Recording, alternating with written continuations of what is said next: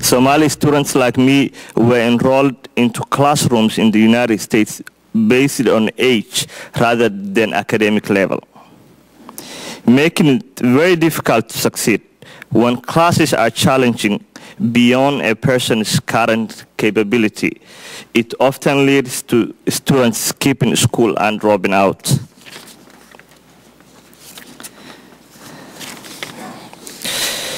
Since parents have to support their families and provide food and shelter, but can only get lower wage jobs such as assembly work, cleaning, temporary jobs, and some of them struggle with small businesses that barely make a sustainable income. They don't have time to be involved in their children's academic and recreational activities. Not only families work hard to meet the basic needs to support their children in the United States, they also are responsible for sending money to extended families back in Africa. The expectations of the school system on parents for parent involvement adds to the challenge for the Somali families and students. Somali parents and the Somali community value education. When I started high school, I was fortunate enough to have bilingual teachers to assist me in my education, an adaptation to the education system in America. Now, due to the cutbacks and policies, Somali students don't have culturally appropriate programs and the support of bilingual teachers in their schools. It was not easy for me to attend high school because my family back home expected me to support them. Even though I was in my teens, I was encouraged to get a GED instead of finishing high school, so I could get a full-time job. Instead, I started working 20 hours a week at the Mall of America and continued to work towards my high school diploma. During the summer, I worked full-time while also attending summer school to pass the basic standard test in math and English.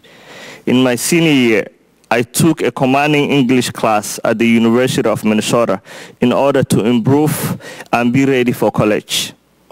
I was able to take this class through the post-secondary option program. Because of my GPA, leadership, and extracurricular activities, I was accepted to attend the General College of the University of Minnesota, which no longer exists. Somali youth today. Somali youth today experience the same barriers I faced as a new immigrant in the United States. However, they do so with even less resources than what was available for me. Language is still a barrier as young Somalis try to achieve success. Identity crisis and cultural conflict are a reality for Somali youth.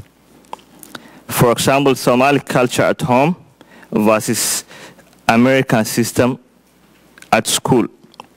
Parents expect you to keep your culture, while the American education system and way of life forces you to assimilate. Many have difficulties adjusting to the new way of life while facing cultural barriers. While facing cultural barriers that seem hard to overcome, as a result of identity crisis and frequent challenges, many youth lose hope and start making poor choices. The current economic situation also adds to the problem.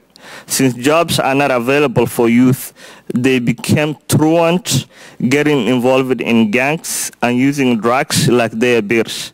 However, there are many successful Somali youth who overcome these obstacles. Somali families tend to be large, mostly with single parents who are working to make ends meet. Many Somali parents also provide for relatives, thus reducing their income, status, and livelihood. Even though parents care deeply for their children, this continues to be a strain on the support provided to Somali youth. Somali families, for the most part, live in a high-density housing in the lowest income neighborhoods in the city. The Cedar Riverside neighborhood where I live and work has a median household income of just $14,367 a year. Let me say that again. It's a median household income which is $14,367 a year. The unemployment rate is 17%. That's according to the 2000 census. So it's much worse, especially the economic crisis we are facing now. Across the street from Brian Coyle Center, in one apartment complex, there are 3,500 residents, of which 92% are immigrants, and 1,190 are under the age of 18.